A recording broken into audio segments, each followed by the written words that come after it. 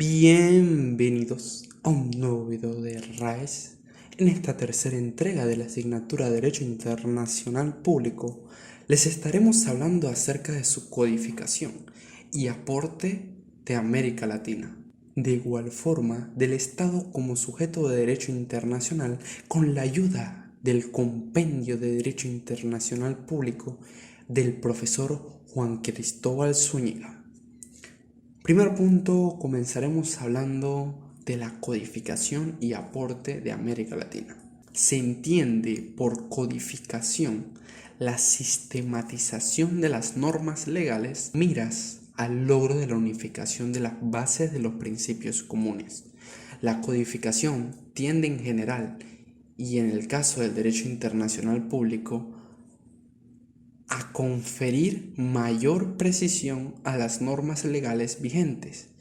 Tiende a eliminar los preceptos anticuados, a aclarar los textos oscuros, a conciliar normas contradictorias y a sistematizar un conjunto de leyes operativas. Cuando hablamos de esta codificación es importante mencionar los aportes que ha hecho por un lado la Comisión de Derecho Internacional de la Organización de las Naciones Unidas, ONU, y por otro lado el aporte que ha hecho y hace América Latina. La Comisión de la ONU, con el objetivo de conferir mayor precisión a las normas del derecho internacional vigentes, así como el deseo de impulsar su desarrollo progresivo. La Comisión de Derecho Internacional de la ONU redacta proyectos y artículos sobre cuestiones del derecho internacional, de los cuales algunos son elegidos por la Comisión y otros por la Asamblea General. Cuando la Comisión termina de redactar un proyecto de artículos sobre una cuestión determinada, la Asamblea General convoca generalmente a una conferencia de plenipotenciarios que incorpora estos artículos a una convención. Esta queda después abierta para la firma de los estados. Los países firmantes se comprometen formalmente a someterse a sus disposiciones. Algunas de estas convenciones forman parte del derecho que rige las relaciones entre naciones. De esta manera es como la Comisión realiza valiosos aportes en materia de codificación, entre los que cabe citar un par de ejemplos. La Convención sobre el Derecho de los Tratados, adoptada por una conferencia reunida en Viena en 1969. Los trabajos sobre la responsabilidad de los Estados, concluido en 2001 con la adopción de un proyecto de artículos sobre responsabilidad del Estado por hechos internacionalmente ilícitos. La Comisión se ocupa, entre otros, de los temas de protección diplomática, las reservas a los tratados, la responsabilidad de organizaciones internacionales, los recursos naturales compartidos, así como de la fragmentación del derecho internacional. Tenemos también los aportes de América Latina.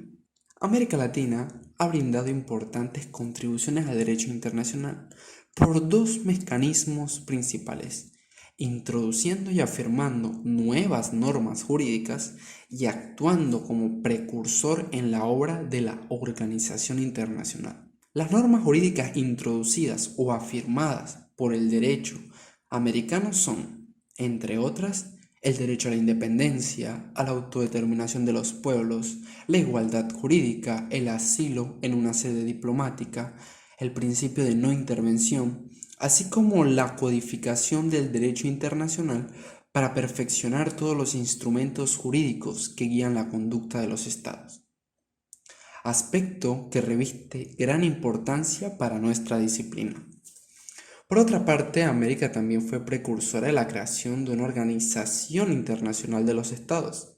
El primer antecedente es el Congreso Anfictiónico de Panamá de 1826, a la que siguieron numerosos congresos y conferencias, entre las que nos gustaría mencionar la Conferencia de Río de 1906, que aprobó una convención sobre derecho internacional y resoluciones sobre arbitraje. La Conferencia de Montevideo de 1933, que aprobó, entre otras cosas, las convenciones sobre nacionalidad de la mujer, extradición, asilo, Convención sobre derechos y deberes de los estados y un protocolo adicional a la Convención General de Conciliación Americana.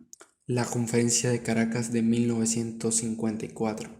que aprobó la Convención sobre Asilos Diplomáticos y Asilo Territorial, fortaleciendo el sistema de protección de los derechos humanos. Corte Interamericana para proteger los derechos humanos, Declaración sobre extradición y sobre las colonias y territorios ocupados en América. Pasando al siguiente punto, tenemos al Estado como sujeto del derecho internacional.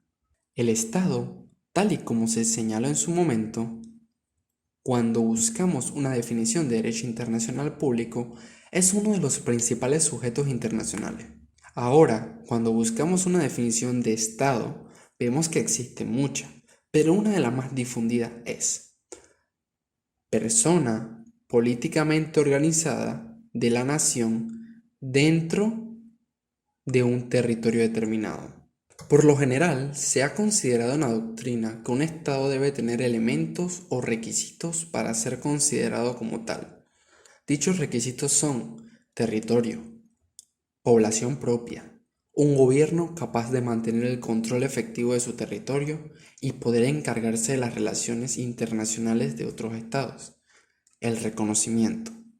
Como punto de partida, establezcamos que el reconocimiento supone que el Estado que lo otorga acepta de manera libre y unilateral la personalidad del nuevo Estado, con todos los deberes que para uno y otro determine el derecho internacional. Al respecto, nos encontramos con dos tesis: la tesis declarativa o doctrina moderna y la tesis constitutiva. La tesis declarativa sostiene que el reconocimiento es simplemente una declaración, una formalidad. Esto, dado que como establece el Convenio de Montevideo de 1933 y la Carta de la OEA en 1948, la existencia política del Estado es independiente de su reconocimiento por los demás Estados. Actualmente es la postura más aceptada, dado que el reconocimiento es meramente declarativo, porque aunque se revoque, el Estado sigue existiendo como tal. Mientras que la tesis constitutiva considera que el reconocimiento es una condición para la existencia de un nuevo Estado. Esta tesis persiste porque aunque hay estados que consideran que no pueden renunciar al derecho soberano que tienen de rechazar o aceptar la existencia de otro Estado. Las formas de reconocimiento pueden ser expresa mediante una declaración pública, tácita mediante la aceptación de agentes consulares o diplomáticos, de jure si participa con el nuevo Estado sin reserva alguna en convenciones internacionales, de facto cuando se mantienen relaciones sin reconocimiento oficial alguno. También el reconocimiento puede ser individual, cuando lo emite un solo Estado, colectivo, cuando lo manifiestan varios Estados en conjunto. La clasificación de los Estados. Se subdividen en simples o unitarios y en estados compuestos o federados, clasificándose estos últimos en estados compuestos por coordinación, unión real, unión federal y de confederación, y en estados compuestos por subordinación, estado vasallo, estado protegido o protectorado, estado bajo tutela y estado dependiente. El Estado simple es el que tiene una autoridad única, y dicha autoridad es la que representa el poder tanto en el orden interno como en el externo, mientras que los estados compuestos son aquellos susceptibles a dividirse en colectividades internas. Sujetos de derecho internacional que surgen dentro de los estados. Es imperativo señalar que estamos ante sujetos de derecho internacional que surgen en situaciones de conflicto dentro de los estados, es decir, de índole no internacional. Veamos algunos de ellos. Los insurgentes o insurrectos, individuos que desafían mediante uso de armas la jurisdicción de las autoridades de su territorio, pero siguen siendo regulados por el derecho interno del Estado. Las convenciones de Ginebra de 1949 establece para ellos un trato humanitario. La Convención de La Haya de 1954, por su parte, considera una categoría de insurgentes como sujetos obligados a la protección de ciertos bienes culturales. Tenemos también los beligerantes. Son insurgentes que se han hecho con el control efectivo de parte del territorio, donde llevan a cabo sus insurrecciones. No obstante, para obtener el reconocimiento por parte de los terceros estados, los beligerantes deben controlar de forma efectiva una parte del territorio nacional, ejercer jurisdicción en dicho territorio, contar con tropas organizadas según las costumbres y leyes de la guerra. En opinión del profesor Juan Zúñiga, al reconocerse la beligerancia, lo que se hace es reconocer la falta de control temporal de gobierno sobre parte de su territorio y la existencia de una dualidad de gobierno dentro del mismo territorio. También tenemos que mencionar el caso de los Movimientos de Liberación Nacional, que se trata de una organización armada o no que promueve la independencia de un territorio controlado por un Estado colonialista. Presentan tres rasgos bien definidos. Existen con independencia de que algún sujeto de derecho internacional les confiera reconocimiento. No precisan el ejercicio de jurisdicción en un territorio. La personalidad jurídica es más amplia, pues cuentan con embajada, suscriben tratados, etc. Muchas gracias por ver nuestro video, espero te haya gustado. No olvides seguirnos en nuestras redes sociales.